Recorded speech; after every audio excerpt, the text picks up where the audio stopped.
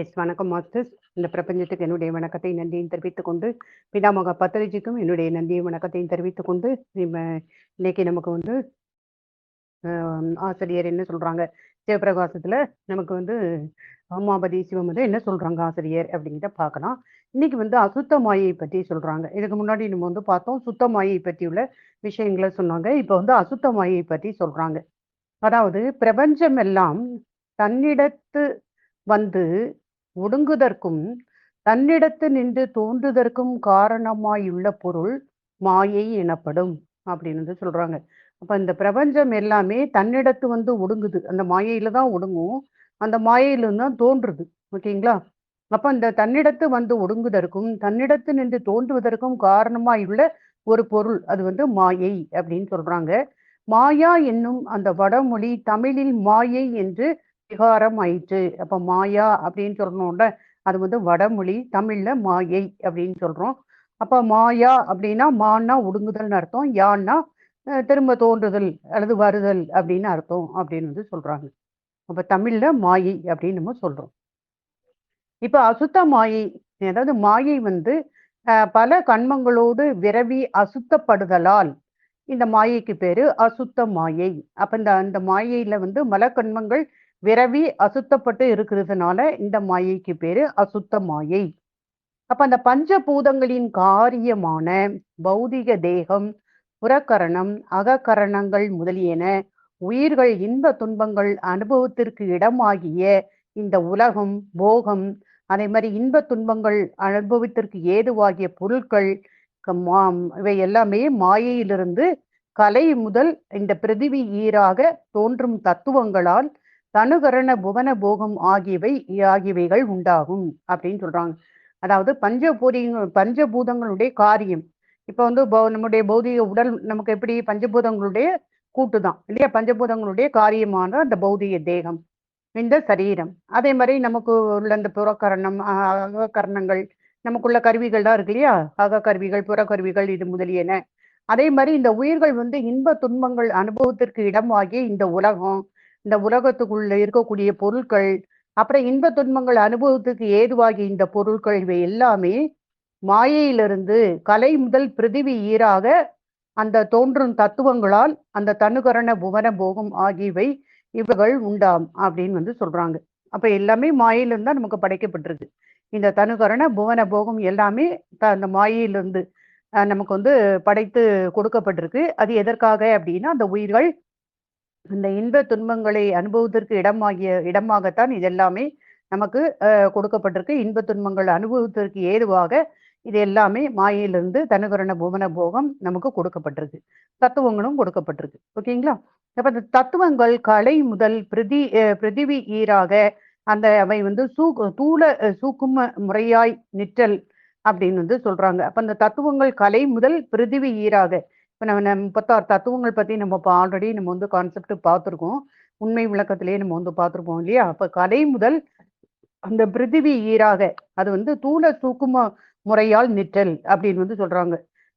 அப்ப சில இது வந்து உங்களுக்கு தூரமாவும் சில சூக்கும முறையாவும் அது நிக்குது. தன்மாத்திரைகள் சூக்குமம், அகங்காரம் அதனினும் சூக்குமம், புத்தி அதனினும் சூக்குமம், அப்புறம் வந்து குணதத்துவம் வந்து அதனினும் சூக்குமம், பிரகிருதியும் கலையும் ஒன்றுக்கொன்று சூக்குமம், இப்படியே இந்திரியம், அந்த கரணம், உள்ள அந்த கரணம் முதலியவைகளுமாம் அப்படின்னு வந்து சொல்றாங்க. அப்ப இந்த தத்துவங்களும் தூலமாவும் சூக்கும முறையாவும் இருக்கு. அதுல இந்த தன்மாத்திரைகள் சூக்குமமா இருக்கு. நம்மளுடைய இந்த அகங்காரம் இருக்கு இல்லையா? அந்த கரணங்கள் உள்ள அகங்காரம் அதனினும் சூக்குமம், புத்தி அதனினும் சூக்குமம் அப்படின்னு சொல்றாங்க. அப்புறம் குணதத்துவம் இருக்கு இல்லையா? அதனினும் சூக்குமம். அப்ப இந்த பிரகிருதியும் கலையும் ஒன்றுக்கொன்று சூக்குமமா இருக்கு. இப்படியே இந்த இந்திரியம், அந்த கரணம், உள்ள அந்த கரணம் முதலியவைகளுமாம் அப்படின்னு அவங்க சொல்றாங்க. அந்த தத்துவங்கள் எப்படி எப்படி சில இது தூலமா இருக்கு. இப்ப நமக்கு வந்து கொடுக்கப்பட்ட அந்த ஞானேந்திரியங்கள், கர்மேந்திரியங்கள் இதெல்லாம் தூல வடிவம் இல்லையா? மற்றது எல்லாமே சூக்குமமா இருக்கு அப்படிங்கிறத அவங்க சொல்றாங்க. அடுத்தது என்ன சொல்றாங்கன்னா, இந்த பஞ்சபூதங்களுள் பிருதிவி பிருதிவி அப்படிங்கிறது தூலம், அப்புங்கிறது சூக்குமம். இப்ப நிலம் வந்து நமக்கு தூலம் கண்ணுக்கு தெரியுது, அப்பு அப்படிங்கிறது சூக்குமம். அப்புறம் வந்து நமக்கு இந்த தேயு இருக்கு இல்லையா?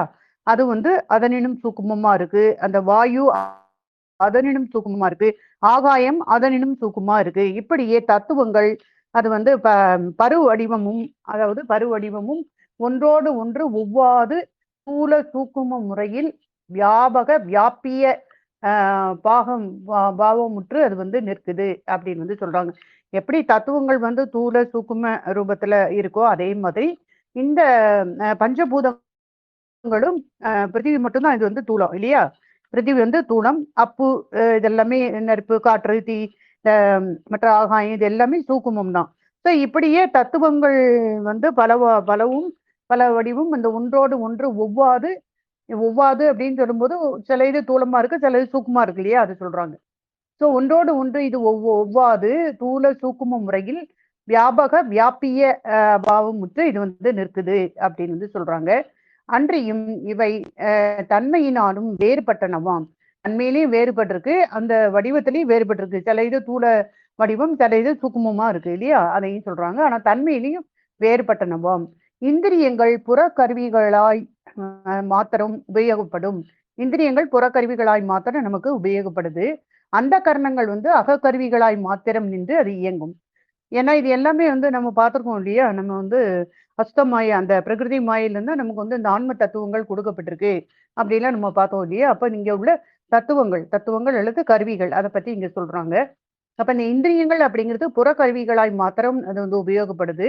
அந்த கரணங்கள் அப்படின்னு சொல்லும்போது அவை வந்து அகக்கருவிகளாய் மாத்திரம் நின்று இயங்கும். உள் அந்த கரணங்கள் ஆன்மாவினுடைய அறிவு இச்சை தொழில்களை எழுப்பி புருடனை போகத்தில் செலுத்தும் அப்படின்னு வந்து சொல்றாங்க. அப்ப இந்த நமக்கு வந்து வித்யா தத்துவம் இருக்கு இல்லையா? அது எல்லாமே வந்து ஆன்மாவுக்கு ஒரு அறிவு, இச்சை, கிரியா சக்தி, இச்சா சக்தி இதெல்லாம் கொடுக்கறதுதான் நமக்கு வந்து அந்த வித்யா தத்துவங்கள் கொடுக்கப்பட்டிருக்கு. அப்ப அந்த உள் அந்த கரணங்கள் ஆன்மாவினுடைய அறிவு இச்சை தொழில்களை எழுப்பி அந்த புருடனை போகத்தில் செலுத்தும் அப்படின்னு வந்து சொல்றாங்க. புருடன்னா நமக்கு தெரியும் இல்லையா? இந்த 5 வித்யா தத்துவங்கள் அதை வந்து போர்வை போல அந்த ஆன்மா வந்து போட்டிருக்கிறதுனால அதனை புருடன் அப்படின்னு வந்து சொல்றோம். அந்த புருடனை வந்து போகத்துல செலுத்துது. இப்படி இவற்றினுடைய வேறுபாடுகள் உணரப்படும் அப்படின்னு வந்து சொல்றாங்க மாஸ்டர்ஸ். அப்ப இதுல வந்து அசுத்த மாயை அப்படின்னு சொல்லும்போது மாயை வந்து ஒன்றுதான், அதுல இரு பகுதிகளா இருக்கு, சுத்த மாயை அசுத்த மாயை. அந்த அசுத்த மாயையிலிருந்து காரியப்பட்டு வரக்கூடிய ஒரு பகுதி காரியப்பட்டு வர்றது பிரகிருதி மாயை அப்படின்னு நம்ம பார்த்தோம். ஸோ இந்த பிரகிருதி மாயிலிருந்து தான் இந்த தத்துவங்கள்லாம் நமக்கு கொடுக்கப்பட்டிருக்கு. அப்ப இந்த தத்துவங்கள் எல்லாமே தூளமா இல்லை, சில இது தூளமாவும் சில இது சூக்கும முறையில தான் இங்க வந்து அமைந்திருக்கு அப்படிங்கிற சொல்றாங்க. அதே மாதிரி இந்த கருவிகள் நம்முடைய இந்திரியங்கள் இதெல்லாமே புறக்கருவிகளா மாத்திரம் உபயோகப்படுது. அந்த கரணங்கள் வந்து அகக்கருவியாய் மாத்திரம் அது நின்று வந்து இயங்குது. அப்புறம் உள்ள அந்த கரணங்கள் ஆன்மாவினுடைய இந்த அறிவு இச்சை தொழில்களை எழுப்பி அந்த புருடனை போகத்தில் செலுத்துது அப்படின்னு சொல்லி இவற்றினுடைய வேறுபாடுகளையும் வந்து சொல்றாங்க. இப்ப பிரபஞ்சம் தனுவாதிகளாய் தன்மையவாய் அது வந்து தோன்றுவதும், அதாவது பிரபஞ்சம் தனுவாதிகளால் தன்மையவாய் தோன்றுவதும் ஒடுங்குவதுமாய் இது காரியப்படினும் அவற்றினுடைய காரணமான மாயை அக்காரிய பாடுகளினால், அதாவது மாறுபாடுகளினால நித்தமாய் வந்து ஒன்றாய் நிற்கும் அப்படின்னு வந்து சொல்றாங்க. அதாவது இப்ப முதலே நம்ம பார்த்தோம், இந்த பிரபஞ்சம் வந்து கொஞ்சம் இந்த பிரபஞ்சம் வந்து தனுவாதிகளால் தனுகரண போன போகம் அப்படின்னு தானே அந்த மாயையிலிருந்து கொடுக்கப்பட்டிருக்கு. இது எல்லாமே தோன்றுவதும் ஒடுங்குவதுமாய் அது வந்து காரியப்பட்டாலும் கூட அந்த மாயையினுடைய அந்த அவற்றினுடைய காரணமான அந்த மாயை இருக்கு இல்லையா? அக்காரிய அதுல வந்து எந்த விதமான பாகுபாடுகளோ அல்லது பாடுகள் இன்றி அது வந்து நித்தமாய் ஒன்றாய் நிற்கும் அப்படின்னு வந்து சொல்றாங்க. அந்த மாயையிலிருந்து காரியப்பட்ட தனுகரண புவன போகம் தான் தோன்றி ஒடுங்குதல் அந்த வேலையெல்லாம் அங்க அது வந்து நடக்குது. ஆனா மாயையில எந்த விதமான பாகுபாடுகளோ அல்லது பாடுகளோ அங்க அந்த காரிய பாடுகள்னால அது வந்து எதுவுமே அஃபெக்ட் ஆகாம அது எப்பவுமே நித்தமாய் வந்து இருக்கும் அப்படின்னு சொல்றாங்க. ஏன்னா மாயையும் அனாதிதான், அதனால அது வந்து நித்தமாய் மாயை இருக்கும். அந்த மாயையிலிருந்து காரியப்பட்ட தனுகரண புவன போகங்கள் தான் தோன்றி ஒடுங்குது, மாயைக்குள்ள ஒடுங்குது அப்படின்னு வந்து சொல்றாங்க. பிரபஞ்சம் மாயை நின்று தோன்றி அழியுங்காலம் அம்மாயையிலே ஒடுங்குதலால் அப்பிரபஞ்சம் அனித்தம் என்றும் மாயை நித்தம் என்றும் சொல்லப்படும். அப்ப அந்த பிரபஞ்சம் வந்து மாயையிலிருந்து தோன்றி அது அழியும் காலத்துல அந்த மாயையிலே போய் ஒடுங்கிருது. அப்படி ஒடுங்குறதுனால அந்த பிரபஞ்சத்தை வந்து அனித்தம் என்றும் மாயையை நித்தம் என்றும் சொல்றாங்க. அப்ப வந்து அது மாயை அப்படிங்கிறது நிலையான ஒன்று, அது அனாதியானது, அதனால நிலையா இருக்கக்கூடியது எப்போ. ஆனா அந்த பிரபஞ்சம் வந்து தோன்றி அழியக்கூடியது. அதனால அந்த பிரபஞ்சத்தை அனித்தம் என்றும் அவங்க வந்து சொல்றாங்க. தனுகரண புவன போகங்கள் அருவமாயும் அருவுருவமாயும் உருவமாயும் தோன்றி அவை வந்து நின்று ஒடுங்குவனவாம் அப்படின்னு சொல்றாங்க. அப்ப அந்த தனுகரண இந்த புவன போகங்கள் எல்லாமே அருவமாயும் அருவுருவமாயும் உருவமாயும் தோன்றி நின்று ஒடுங்குவனவாம் அப்படின்னு சொல்றாங்க. இப்ப நமக்கு தெரியல நம்முடைய உடல், நம்முடைய கருவிகள் இதெல்லாம் வந்து நமக்கு தூலம். ஆனா நமக்கு கொடுக்கப்பட்ட மற்ற கருவிகள், தத்துவங்கள் இது எல்லாமே வந்து நமக்கு வந்து சூக்குமமா இருக்கு இல்லையா? சூக்குமம், அதிசூக்குமம் அப்படின்னு பார்த்தோம் நம்ம. அதனால அதை வந்து என்ன சொல்றாங்க, தன்னுகரண புவன போகங்கள் அருவமாயும் அருவுருவமாயும் உருவமாயும் தோன்றி நின்று ஒடுங்குவனவாம்.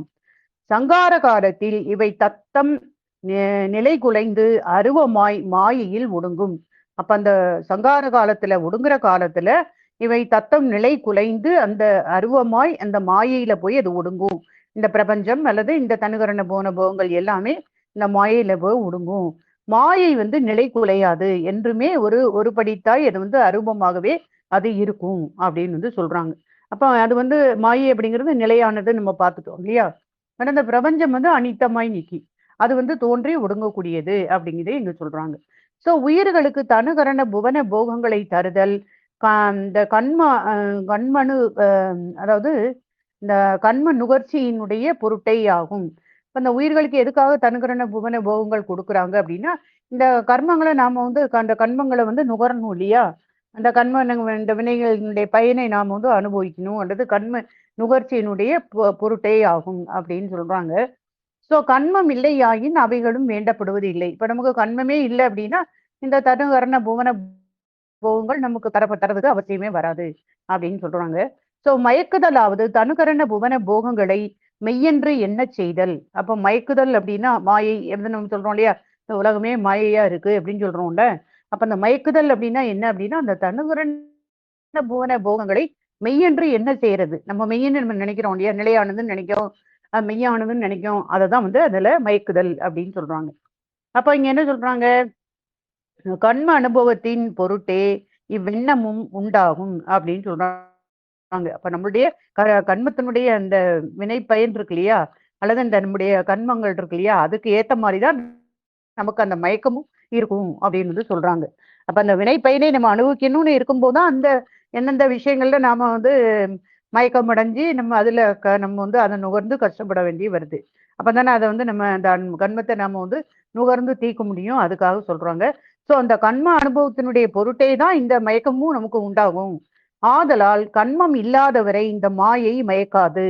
அப்ப கண்மம் இல்லைன்னா அவங்களுக்கு அந்த மாயையும் இல்லாம போயிரும். ஏன்னா அந்த மயக்கம் இருக்காது. அவங்களுக்கு எல்லாமே தெரிஞ்சிரும் இல்லையா? இது எல்லாமே பொய்யானது அப்படிங்கறது அவங்க தெரிஞ்சிருவாங்க.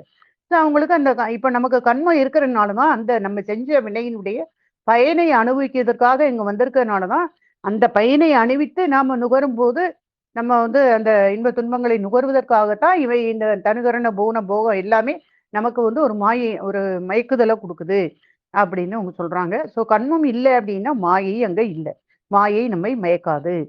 அதே மாதிரி இப்ப அதே மாதிரி இன்னொன்னு அப்படியே ரிவர்ஸ்லயும் சொல்லுவாங்க. இப்ப மாயையில நம்ம மயங்கல அப்படின்னா நம்ம புது கண்மங்களும் நம்ம வராது, செய்ய மாட்டோம் நம்ம, அதையும் சொல்லுவாங்க.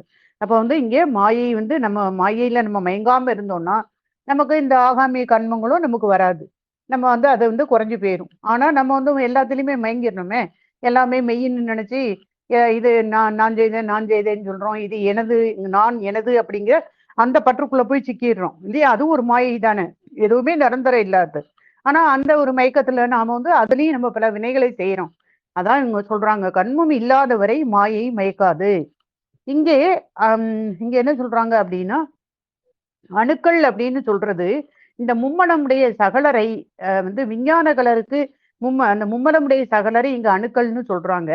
இந்த விஞ்ஞான கலருக்கு வந்து மாயா தனுகரண அந்த புவனங்கள் அவங்க வந்து அங்க வந்து இருப்பினும் அவங்களுக்கும் இந்த விஞ்ஞான கலருக்கும் சுத்த மாயையில இந்த அவங்களுக்கு அந்த மாயா அப்படிங்கிற தனுகரண புவனம் வந்து அவங்களுக்கு கொடுத்தாலும் இந்த கண்மமும் பிரகிருதியும் அவங்களுக்கு வந்து இல்லாததுனால அவங்கள வந்து இந்த மாயை வந்து மயக்க விடாது அப்படின்னு சொல்றாங்க. ஏன்னா அங்க என்ன சொல்றாங்க அப்படின்னா, அவங்களுக்கு அந்த விஞ்ஞான கலருக்கு வந்து கண்மமும் பிரகிருதியும் மாயையும் அவங்களுக்கு அங்க இல்லை. விஞ்ஞான கலருக்கு மாயையும் இல்லை, கண்மமும் இல்லை. ஆணவம் வந்து மலவாசனைங்கிற அடிப்படையில் தான் உங்களுக்கு இருக்கு. அந்த பேர்ல தான் மலை வாசனையாத்தான் அவங்களுக்கு ஆணவமே இருக்க ஒழிய மத்த ரெண்டும் கிடையாது. அப்ப கண்மமும் பிரகிருதி அந்த மாயையும் இல்ல, பிரகிருதினா மாயை. அப்ப கண்மமும் இல்லைங்கிறதுனால அந்த பிரகிருதி இல்லாமையினால அவங்கள அந்த மாயைங்கிறது மயக்காது அப்படின்னு சொல்றாங்க. யார? விஞ்ஞானகளரை. ஏன்னா இதுக்கு முன்னாடியே சொல்லிட்டாங்க, கண்மம் இல்லாதவரை மாயை மயக்காது. நமக்கெல்லாம் கண்மம் இருக்கு, அதனாலதான் நம்ம மயங்கிட்டு இருக்கோம். இந்த தனுகரண புவன போகங்கள் எல்லாவற்றிலுமே நம்ம மயக்கம் இருக்கு நமக்கு, இல்லையா? அப்ப வந்து இங்க சொல்றாங்க, விஞ்ஞான கலருக்கு மாயா தனுகரண புவனங்கள் வந்து இருப்பினும் கண்மமும் பிரகிருதியும் இல்லாமையால் அவரை மாயை மயக்க விடாது. ஆனா பிரளயாகலருக்கு தனுகரண புவனமும் கண்மமும் இருப்பினும் மாயா காரியங்களுள் மயக்கும் துளிலை உடைய அந்த முக்குணங்களும் பிரகிருதி இல்லாமையால் மயக்கம் நிகழ்வது இல்லை. அப்ப அவங்களுக்கும் இந்த மாயா அவங்களுக்கு இல்ல, கண்மம் இருக்கு. ஆனா அந்த மாயா காரியங்களை மயக்கக்கூடிய அந்த தொழிலை உடைய முக்குணங்களும் அந்த பிரகிருதியில இல்லாதனால அந்த முக்குண மயக்கம் அவங்களுக்கு இல்லை. அதனால இந்த இடத்துல அவங்களுக்கு வந்து அந்த மாயை அப்படிங்கிறது அவங்களுக்கு மயக்கத்தை கொடுக்காது அப்படின்னு வந்து சொல்றாங்க. கண்மம் இருக்கு, ஆனாலும் பிரகிருதி மாயை அவங்களுக்கு இல்லை, அதனால அந்த மயக்கத்தை கொடுக்காது. ஆனா விஞ்ஞான கலருக்கு கண்மமும் இல்லை, மாயையும் இல்லை. அப்ப அவங்க கண்டிப்பா அவங்களுக்கு மயக்கங்கிறதே கிடையாது. ஆனா பிரளயாகலருக்கு அவங்களுக்கு வந்து ஆணவம் எப்படி இருக்கு அப்படின்னு பார்க்கும்போது ஆணவமும் கண்மமும் இருக்கு. ஆணவம் வந்து இடைப்பட்டதா இருக்கும், முன்னாடியே நம்ம பார்த்திருக்கோம். பிரளயாகலருக்கு ஆணவம் இடைப்பட்டதா இருக்கும், அவங்களுக்கு கண்மமும் இருக்கும். ஆனா பிரகிருதி மாயை இல்லை, பிரகிருதி இல்லை, அல்லது மாயை அவங்களுக்கு கிடையாது. அந்த மாயை இல்லாததுனால அவங்களுக்கு வந்து இந்த முக்குணங்களுடைய அந்த பிரகிருதி இல்லாதனால மயக்கத்தை அது ஏற்படுத்தாது அப்படின்னு வந்து சொல்றாங்க. ஓகேங்களா? இப்ப சகலராகிய நமக்கு, சகலருக்கு பிரகிருதி சம்பந்தமும் இந்த முக்குண மயக்கமும் இருத்தல் பற்றியே அது மாயை மயக்கும் எனப்பட்டது அப்படின்னு வந்து சொல்றாங்க. இப்ப நமக்கு மூணுமே இருக்கு.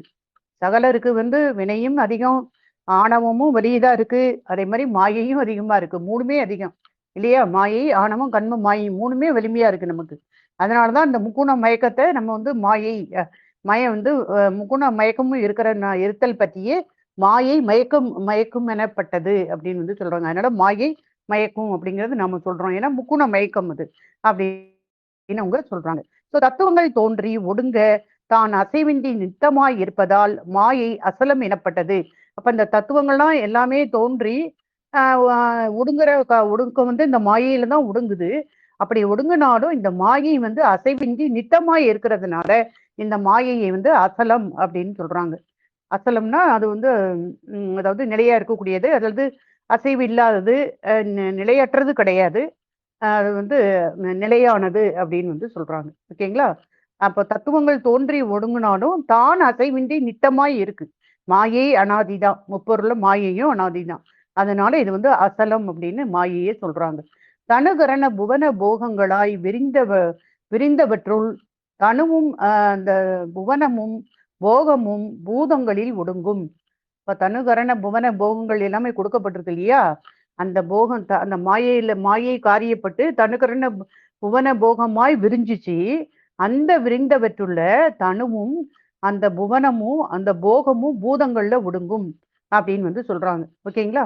அப்ப தனுவும் புவனமும் போகமும் பூதங்களில் ஒடுங்கும். பூதம் தன்மாத்திரைகளில் ஒடுங்கும். அப்ப வந்து நம்ம பார்த்த ஒவ்வொரு அந்த தத்துவங்கள் இருக்கு இல்லையா, அது ஒண்ணு ஒண்ணு எப்படி ஒடுங்குங்கிறத சொல்றாங்க. நம்ம வந்து அந்த தத்துவங்கள்ல பார்த்திருப்போம், எப்படி தோன்றுச்சு, எதுல இருந்து வந்து இந்த தத்துவங்கள் வந்து தோன்றுது, அதனுடைய தோற்றம் பார்த்தோம். இங்க வந்து ஒடுக்கத்தை பத்தி சொல்றாங்க. ஏன்னா இந்த தனுகரண புவன போகங்கள் எல்லாமே வந்து இந்த மாயையில தான் ஒடுங்குது. ஒடுங்கி மாயையில தான் மீண்டும் தொடங்கும், அதுவும் இருக்கு. ஆனா இங்க எப்படி வந்து இது ஒடுங்குங்கிறத நமக்கு சொல்றாங்க. தனுகரண புவன போகங்களாய் விரிந்தவற்றுள், மாயையிலிருந்து தனுகரண புவன போகமா விரிஞ்சிச்சு.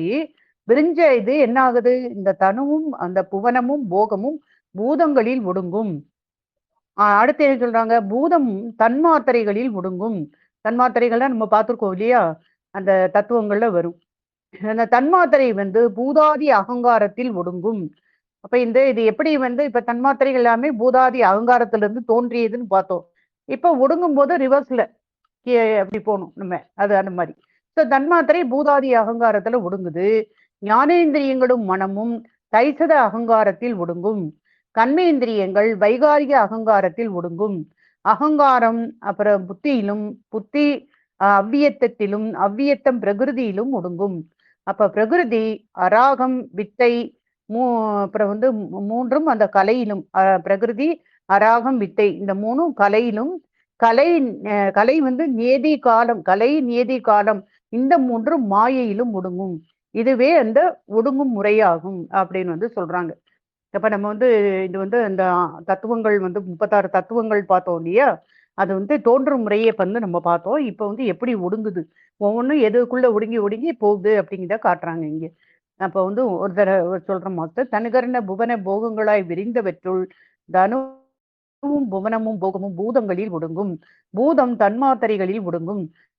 தன்மாத்திரைகள் பூதாதி அகங்காரத்தில் ஒடுங்கும். ஏன்னா பூதாதி அகங்காரத்துல இருந்தா தன்மாத்திரைகள் தோற்றப்பட்டுச்சு. இப்ப ஒடுங்கும் போது பூதாதி எதுல இருந்து வந்தது அதுக்குள்ளேயே போயிடும். தன்மாத்திரை பூதாதி அகங்காரத்தில் ஒடுங்கும்.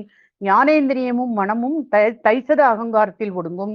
கண்மேந்திரியங்கள் வைகாரிக அகங்காரத்தில் அது வந்து ஒடுங்கும். அகங்காரம் புத்தியிலும், புத்தி அவ்வியத்திலும், அவ்வியத்தம் பிரகிருதியிலும் ஒடுங்கும். பிரகிருதி அராகம் வித்தை மூன்றும் கலையிலும், கலை நீதி காலம் மூன்றும் மாயையிலும் ஒடுங்கும். இதுவே ஒடுங்கு முறையாகும் அப்படின்னு வந்து சொல்றாங்க. அப்ப வந்து இவை எல்லாம் ஒடுங்கும் அச்சங்கார காலத்து தான் தாரகமாக நின்று உயிர் ஒடுங்க பெறும் அப்படின்னு சொல்றாங்க. அப்ப இந்த இது எல்லாமே ஒடுங்கக்கூடிய அந்த சங்கார காலம் அப்படின்னு சொல்றோமே, அந்த அந்த சங்கார காலத்து அல்லது ஊழி காலத்து சங்கார காலத்து தான் தாரகமாக நின்று உயிர் ஒடுங்க பெறும் அப்படின்னு வந்து சொல்றாங்க. உயிருக்கு வந்து இந்த நிலை வந்து கேவலம் எனப்படும். அப்ப அந்த உயிர் ஒடுங்குது இல்லையா, அந்த நிலைக்கு பேரு உயிருக்கு இந்த நிலை கேவலம் எனப்படும். இந்நிலையில் ஆணவ மலமே அன்றி மாயை கண்மும் இல்லை என்பது என்பது இங்க அந்த நேரத்துல மாயை கண்மும் கிடையாது. கேவல நிலையில ஆணவ மலம் மட்டும்தான் அங்க இருக்கு. ஓகேங்களா? மாயை கண்மும் அங்க இல்லை. அது வந்து அந்த உயிரினுடைய கேவல நிலையில ஆணவ மலம் மட்டுமே உண்டு. மாயை கண்மும் அப்போது இல்லை. எப்ப அடுத்து என்ன சொல்றாங்க? மாயை கண்மும் இல்லை என்பது மாயையினுடைய அந்த காரியம் இல்லை என்றபடி ஆகும். அப்ப மாயையினுடைய காரியம் வந்துட்டுன்னா அங்க கண்மம் மாயை வந்துரும். ஆனா அது காரியப்படல. மாயை காரண நிலையில இருக்கு. அதனால உயிருக்கு அந்த கேவல நிலையில ஆணவ மதம் மட்டுமே அங்க இருக்குது. கண்மம் கண்மத்தினுடைய அந்த காரியம் வந்து போகங்கள் அப்படின்னு சொல்றாங்க. கண்மத்தினுடைய காரியம் வந்து போகங்கள். அக்கேவல நிலையில் ஆணவ மனம் ஆன்மாவினுடைய அறிவு முழுவதையும் அது மறைத்து நிற்கும்.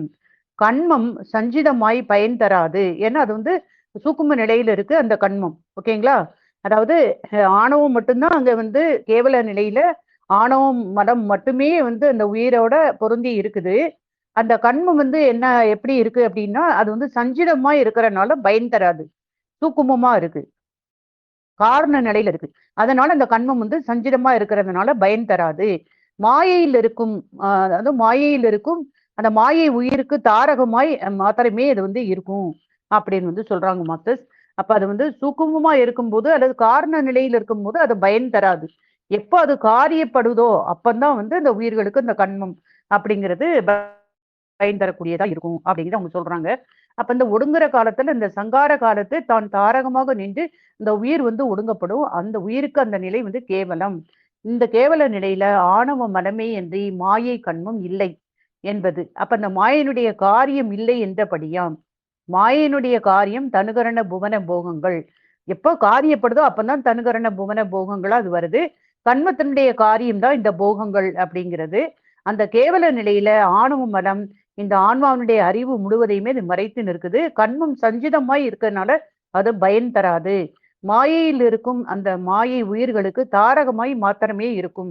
அப்ப மாயையும் அங்க வந்து பிரச்சனையை கொடுக்காது, அந்த கண்மமும் அங்க அந்த வேலை செய்யாது. ஏன்னா அது சஞ்சிதமா சூக்குமமா இருக்கு, காரண நிலையில இருக்கு. காரண நிலையில இருக்கும்போது அது வந்து அது வந்து உயிர்களுக்கு எந்த பிரச்சனையும் கொடுக்காது. அந்த பயனுக்கு வராது. காரியப்படும் போதுதான் அது வந்து நமக்கு வந்து பயன்பட நிலைக்கு இது வருது அப்படின்னு சொல்றாங்க. இப்ப அந்த மாயை கலாதீத தத்துவங்களால் அறிவை விளக்குமாயினும் அந்த போக நுகர்ச்சியின் பொருட்டு அப்ப அந்த மாயைங்கிறது கலாதீத அந்த கலாதி தத்துவங்களால் அறிவை விளக்குமாயினும் நம்ம மாயிலே பார்த்திருக்கோம். மாயைங்கிறது உயிர்களுடைய அறிவை விளக்கக்கூடிய ஒரு சிறு விளக்காதான் நமக்கு இருக்குன்னு நம்ம பார்த்திருப்போம் மாயையை. அந்த மாயை கலாதீத தத்துவங்களால் அறிவை விளக்குமாயினும் போக நுகர்ச்சியின் பொருட்டு மயக்கம் செய்தலால் அந்த அது வந்து மலம் எனப்படும் அப்படின்னு வந்து சொல்றாங்க. அது வந்து ஒரு கொஞ்சம் அறிவை ஒரு சிற்றறிவை அது வந்து உயிருக்கு அந்த மாயினால அந்த ஒரு சிற்றறிவை கொடுக்க கொடுத்தாலும் கூட அந்த போக நுகர்ச்சியின் பொருட்டு அது வந்து மயக்கத்தை தான் செய்யுது. அதனால இந்த மாயை வந்து மலம் அப்படின்னு நம்ம சொல்றோம் அப்படின்னு சொல்றாங்க. அந்த அடுத்து என்ன சொல்றாங்கன்னா, அந்த மாயை பிரபஞ்சமாய் தோன்றுதலும் ஒடுங்குதலும் உயிர்களுக்கு கருவியாய் நின்று அறிவை விளக்குதலும் அந்த போகம் தருதலும் ஆகிய இவை எல்லாம் செய்தற்கு அறிவில்லாத ஜடமாகையால் அதனால் இயலாது அப்படின்னு சொல்றாங்க. அப்ப இந்த மாயை அப்படிங்கிறது பிரபஞ்சமாய் இது வந்து தோன்றுதலும் ஒடுங்குதலும் இந்த உயிர்களுக்கு கருவியாய் நின்று அறிவை விளக்குதலும் அப்புறம் வந்து போகம் தருதலும் ஆகிய இவை எல்லாம் செய்யறதுக்கு அறிவில்லாத இந்த ஜடமாகையால் அதனால இதெல்லாம் தன்னாடி செய்ய முடியாது. அது வந்து ஜட பொருள். மாயைங்கிறது ஜட பொருள். அப்ப இது எல்லாத்தையுமே அதுக்குன்னு இந்த உலக பிரபஞ்சத்தை தோற்றுவிக்கிறது, உடுக்கிறது, உயிர்களுக்கு வேண்டிய தனுகரண போன போகத்தை கொடுக்கறது, நுகரச் செய்யறது, இது எல்லாமே மாயையினால செய்ய முடியாது. ஏன்னா அது வந்து ஒரு ஜடம், அறிவில்லாத ஒரு சடமாகையால் அது அறிவில்லாத ஒன்று, அதனால செய்ய முடியாது. அப்ப யார் இதை செய்யறா?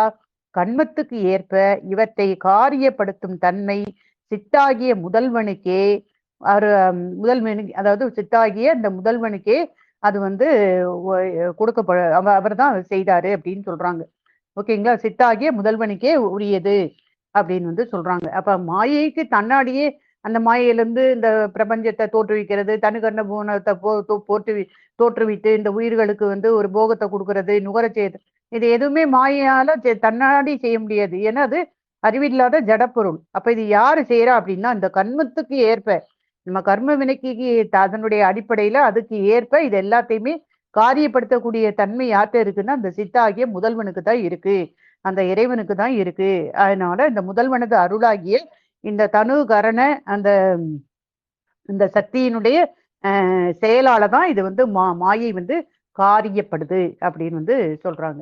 ஓகேங்களா? அப்போ அந்த முதல்வன் அந்த இறைவனால தான் இந்த தனுகரண புவன போகங்கள் எல்லாமே இது வந்து மாயையிலிருந்து காரியப்படுது அப்படின்னு வந்து சொல்றாங்க. ஏன்னா மாயைக்கு வந்து அது சட பொருள், அதுக்கு வந்து அறிவு கிடையாது. இது எல்லாமே தன்னாடி செய்ய முடியாது. அப்ப இறைவன் தான் தன்னுடைய சக்தியினால மாயையை காரியப்படுத்தி தனுகரண புவன போகத்தை கொடுத்து இந்த உயிர்களுக்கு இந்த வினை மாயையை எல்லாம் கொடுத்து போக பொருளை கொடுத்து நுகர செய்யறான் அப்படின்னு சொல்றாங்க. சோ அசுத்த மாயையானது காரிய பாட்டிலே தனுகரண புவன போகம் என்னும் 4 வகை பொருட்களாய் ஒன்றுக்கொன்று ஒவ்வாத தூல சூக்கும இயல்பனை உடைய தத்துவங்களாய். அப்ப மொத்தத்துல ஒரு கன்க்ளூட் பண்றாங்க அசுத்த மாயை பத்தி என்ன அப்படின்னா, இந்த அசுத்த மாயையானது காரிய பாட்டிலே இது காரியப்படும் போதுதான் தனுகரண புவன போகமா மாறுது. ஓகேங்களா? அந்த பிரபஞ்சத்துல தோற்றுவிக்கப்படுது. அசுத்த மாயையானது காரிய பாட்டிலே தனுகரண புவன போகம் என்னும் 4 வகை பொருட்களாய் ஒன்றுக்கொன்று ஒவ்வாத தூள சூக்கும இயல்பனை உடைய தத்துவங்களாய். அப்ப அதுல தனுகரண புவன போகம் நானுமே ஒரே மாதிரி இல்லை, ஒன்றுக்கொன்று ஒவ்வாத, ஒண்ணுக்கொன்று வித்தியாசப்பட்டிருக்கு. ஒண்ணு தூளமா இருக்கு, சில இது சூக்குமமா இருக்கு அப்படின்னு சொல்றாங்க. தூள சூக்கும இயல்பனை உடைய தத்துவங்களாய் காரண ரூபத்தில் நித்தமாய் ஒன்றாய். அப்ப காரண ரூபத்தில் இருக்கும்போது அது நித்தமாய் இருக்கு இல்லையா? அது வந்து நிலையானது நம்ம பார்த்தோம், அனாதி. சோ அது வந்து காரண ரூபத்தில் நித்தமாய் ஒன்றாய், மாயைங்கிறது ஒண்ணுதான் இல்லையா? ஒன்றாய் காரண ரூபத்தில் நித்தமாய் எப்பொழுதும் அருவமாய் இருப்பதாய் கண்மம் நீக்கும் அளவும் அந்த நீக்கும் அளவும் ஆன்மாக்களுக்கு மயக்கம் செய்வதாய். அப்ப ஆன்மாக்களுடைய கர்ம வினை நீங்கிற வர அந்த ஆன்மாக்களுக்கு மயக்கத்தை கொடுக்கக்கூடியதாய் சடமாய் அசலமாய், அது வந்து நிலையானது, அசலமாய் அது வந்து தன்னிடத்திலிருந்து விரிந்த அந்த காரியத்தினும் வியாபித்து நிற்பதால் அக்காரியங்கள் யாவும் தோன்றிய முறையில் வந்து ஒடுங்க அவை ஒடுங்கும் இடமாய். அப்ப இது எப்படி நம்ம பார்த்தோம்? மாயையிலிருந்து தோன்றிய இந்த பிரபஞ்சம் திரும்பவும் அந்த சங்கார காலத்து இந்த மாயையில தான் போய் ஒடுங்கும் இல்லையா? அதுதான் சொல்றாங்க. அப்ப வந்து என்ன சொல்றாங்க?